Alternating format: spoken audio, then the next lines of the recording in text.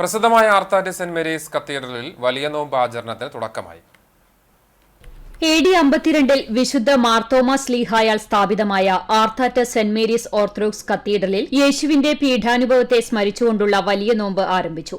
തിങ്കളാഴ്ച രാവിലെ 11 മണിക്ക് ശുഭ്കാനോ ശുശ്രൂഷയ്ക്ക് UK, യൂറോപ്പ്, ആഫ്രിക്ക ഭദ്രാസനാധിപൻ അബ്രഹാം മാർ സ്തെഫാനോസ് മെത്രാപ്പോലീത്ത മുഖ്യ കാർമ്മികനായി. തുടർന്ന് കഞ്ഞി നേർച്ചയുമുണ്ടായി. വികാരി ഫാദർ VM സാമുവേൽ, സഹവികാരി ഫാദർ ജോസഫ് ജോർജ്, നിരവധി വിശ്വാസികളും സംബന്ധിച്ചു.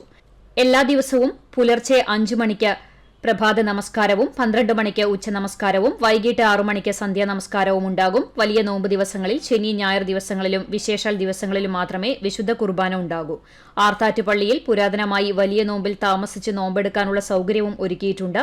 വികാരി ഫാദർ VM സാമുവൽ, സഹവികാരി father Joseph George, trustee PV Shaju, secretary Binu CK എന്നിവർ നേതൃത്വം നൽകും.